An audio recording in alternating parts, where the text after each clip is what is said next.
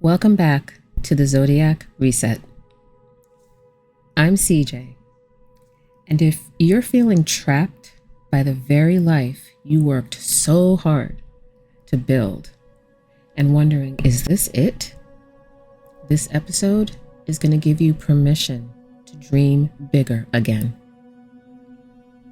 Today, we're talking about Sagittarius energy and why that restless feeling isn't a character flaw. It's your soul trying to remind you that you're meant for more than just managing your to-do list. Quick question for you. When's the last time you felt genuinely excited about your future? Not relieved that you survived another week, not proud that you handled a crisis well, but actually excited about what's coming up next. If you're struggling to remember, you're not alone. And that restlessness you've been trying to manage away, it's actually revealing important information. Sagittarius is our 9th zodiac sign, a mutable fire sign ruled by Jupiter, the planet of expansion and wisdom. Our mutable signs adapt and flow, while fire brings the passion and inspiration. If you've been following this series, you know fire signs don't just act. They expand. Sagittarius energy is about seeking truth, exploring possibilities, and connecting to something larger than the immediate demands of daily life. It's the part of you that dreams, questions, and refuses to accept that this is just how things are. But as I've mentioned many times before, in the context of work deadlines, pressure, and family responsibilities, that expansion energy can feel inconvenient, impractical, and even selfish. But here's what happens when you disconnect from your Sagittarius energy. You get really good at life management. You develop systems for work-life balance, routines that keep everyone fed and functional, strategies for handling the endless stream of decisions and obligations. But somewhere in all of that competence, you lose connection to your own sense of adventure, curiosity, and possibility. You stop asking the big questions about your career direction, your personal growth, your family's future, because there's no time for existential exploration when there are permission slips to sign and quarterly projects to complete. You become excellent at managing what is, but you forget to nurture your relationship with what could be. The shadow side shows up as feeling trapped by your own success, resentment toward the life you've built, escape fantasies that never materialize, cynicism replacing curiosity, and perhaps even living vicariously through others' adventures. So on a personal note, I caught myself in this pattern when my son asked why I'm so serious. Why don't I have fun?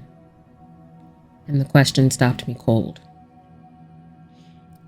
I was realizing that I'd become so focused on being a good employee, a good supervisor, a present parent, a responsible adult, that I'd stopped engaging with my own evolving dreams and interest. I'd become really boring. I had neglected my inner hopes and dreams and was just managing my life, but not really planning and executing it anymore. So that night, I found myself plotting out new travel destinations I'd bookmarked years ago. I logged back into some online courses that I'd been too busy to continue.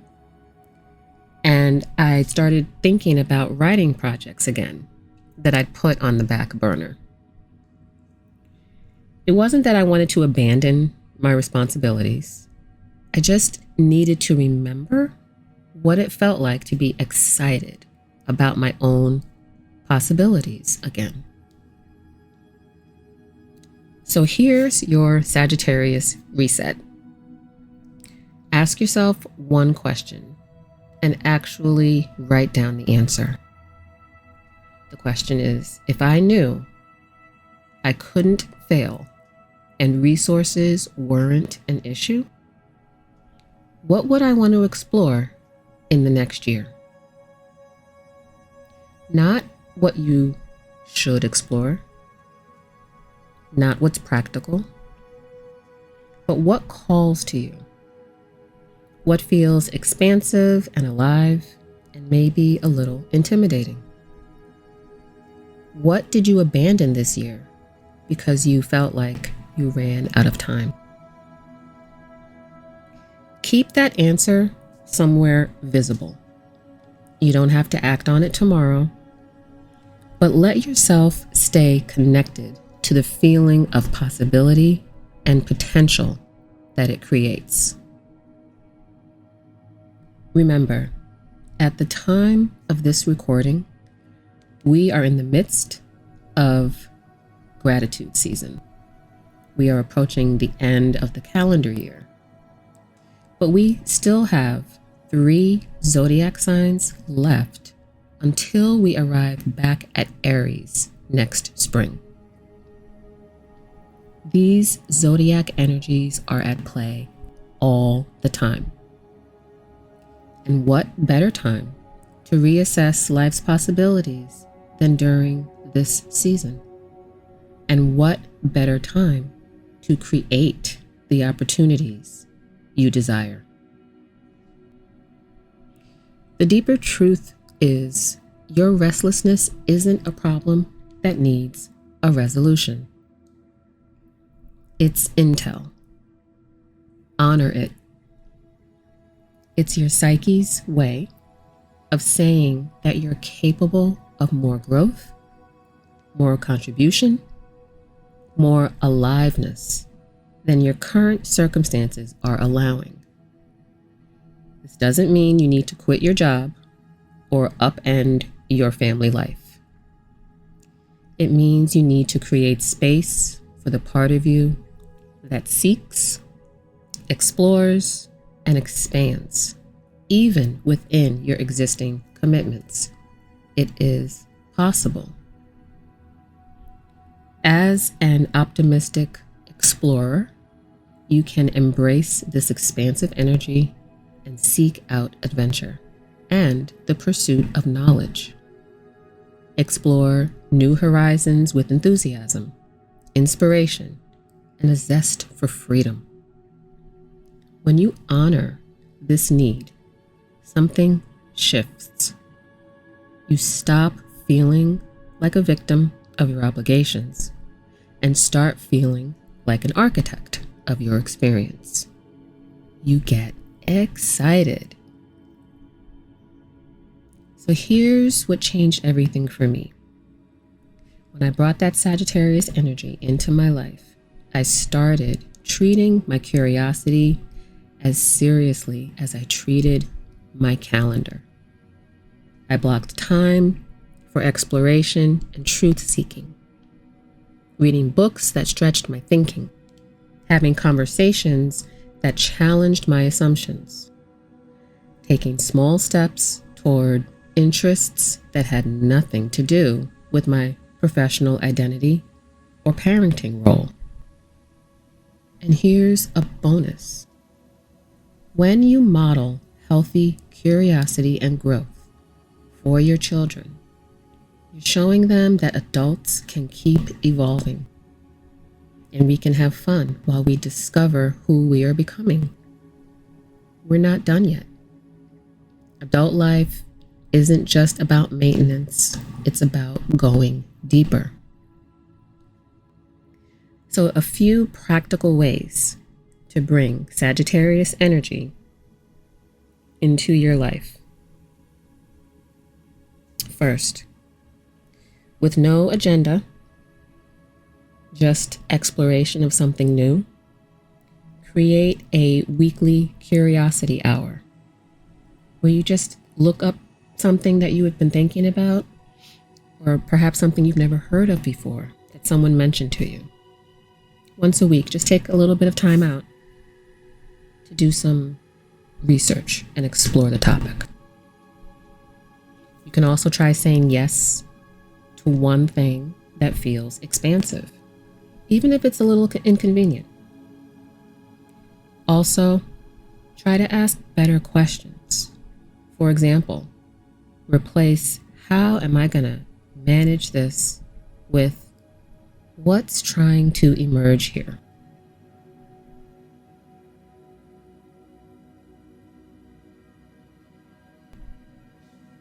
Finally, plan something to look forward to, even if it's 6 months away. As you consider these practical ways to bring Sagittarius energy into your life, I also want you to sit with these reflection questions. What dreams have you been dismissing as impractical? Where are you managing or maintaining your life instead of designing or planning it? What would excitement about your future actually feel like in your body? And who would you be if you gave yourself permission to keep growing? Feel free to write a response to these questions in the comments, or to even ask a few of your own.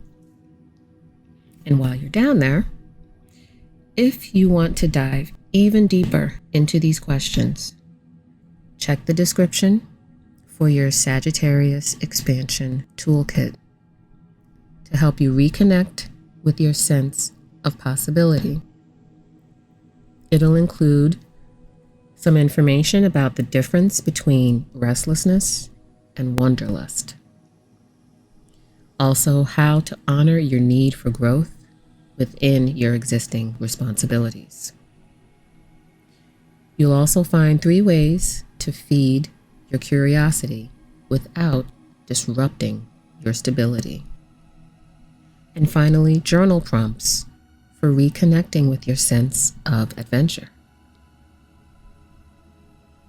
So next time, we will be diving into Capricorn energy and why your drive for achievement might be driving you into the ground.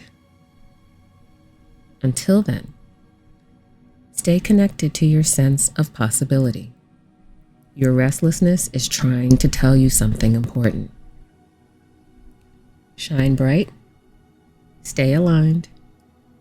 This is the Zodiac Reset, and I'll see you next time.